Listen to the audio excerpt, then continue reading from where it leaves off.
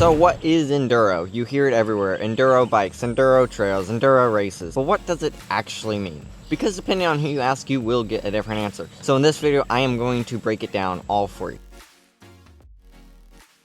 So what is Enduro? At its core, it is actually pretty simple. You pedal up the hill and then you ride down as quick as you can. And you might say, well, that sounds a lot like downhill, and I'll tell you, yes it is. It does sound a lot like downhill, but the only difference is, Enduro, you pedal up, and downhill you either shuttle or you get a lift up. There's two sides of Enduro. There is the Enduro side of racing, and then the Enduro style of riding. And most people ride Enduro without ever pinning a race number to their bike. So let's start off with the racing side of Enduro, because this is where the term came from. At an Enduro race, your time only counts on the descents, and this is called stages. And the climbs, they are called transfers or transitions. They are not timed, but don't get me wrong, they are definitely still important because you do still have to make it to the stage on time, or otherwise you'll get penalties, or worse, you will be disqualified. Most races have between 3 to 6 stages on any given day. So your typical day looks like this. You get shuttled up the first lap, and then after the first lap, you have to pedal for the rest of the stages. So you get shuttled up, then you ride as hard as you can down, and then you have to pedal to the rest of the stages. And then you repeat that over and over and over again till you're done with all of your stages. And at the end, they add up all of your downhill times, and the fastest combined time is the winner. If you're enjoying this video so far, I'd really appreciate it if you hit the like button and subscribe while you're down there. Let's continue. It's pretty simple in theory, but it is definitely brutal in reality. It is really hard racing, because it's just not one run. It is multiple all-out efforts, and then you have to climb right after that. And by the last stage, you are pretty tired. Your legs are burning, your hands are tired, your forearms are fatigued. And now you're supposed to ride as fast as you can down your last stage. So that is the Enduro side of racing. But here's the thing, most people aren't doing Enduro racing. So this is where Enduro gets really interesting. Because if you never race, you can still do Enduro style riding. So this is how a lot of riders naturally ride.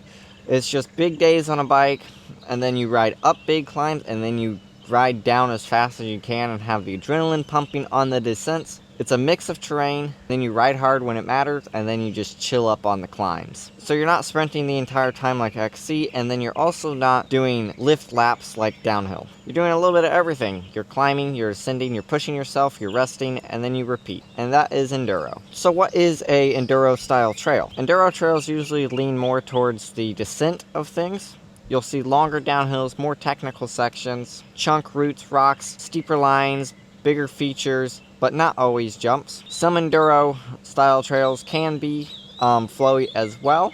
It just depends on who built them and what you are riding that day. This is the kind of trail where you are engaged the entire time. You gotta pick lines, manage speed, stay loose, read the trail as it comes up on you. Now the bikes. What makes Enduro bikes so different? Enduro bikes are meant to be able to get you up the climbs, but then be able to handle everything on the descent. The typical setup is 150 to 170 millimeters of suspension front and rear, a slack head tube angle for stability. A cross-country bike would have a steeper head tube angle, which makes it good for climbing, but not always the best for descending. So they slacken out the head tube angle. A longer wheelbase, because that is much sturdier at high speeds. A dropper post, obviously, because you don't want your seat up while you're descending. Strong brakes, definitely 4-piston, with at least 180 millimeter rotors, and then very aggressive tires. You want the knobby tires on Enduro bikes. They are meant to feel planted when things get fast and rough. Now, you don't always need a Enduro bike to ride Enduro trails. Like my Fuel EX 8.6, it's only got 145 millimeters of travel in the rear and only 150 in the front. You can definitely ride this on an Enduro trail, but it will take more skill, and you need to be precise with your lines because you can't have the suspension bail you out of your mistake. So would a full Enduro bike give you margin when things get sketchy? Yeah, it will. Will it make you faster? It could. It's not necessarily going to make you faster, but if you rode a cross-country bike on the same trail, it's definitely going to make you fast. Enduro has gotten big for just one simple reason. It matches how people most want to ride naturally. They want to mix their effort and their reward. Enduro gives you that. You earn your ascents, you count your climbs, but you also get those moments when everything clicks. Speed and flow, and you get into that flow state, and it's just really fun. You don't need anything special to ride Enduro. No lift tickets, no shuttle logistics.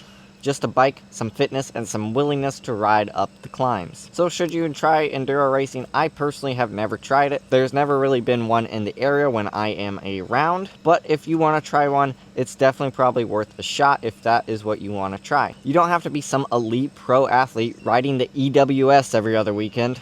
You can just find a little enduro race and try it for yourself. You're riding with people, pushing yourself, and just having a fun time. Best case scenario, you have your funnest day on a bike, and worst case scenario, you still have a fun day, but you get hammered and you're still riding a bike. Enduro is definitely not easy. You need fitness to be able to go up the climbs, precision to go down the descents, and a bent of mental toughness for when you're tired when you drop in. But that's also why it's pretty rewarding, because when you finish a big ride or race, you still feel like you actually did something, instead of sitting on the couch and just watching TV. So what is enduro really? It's not just racing, it's not just a bike category, it is a way of riding.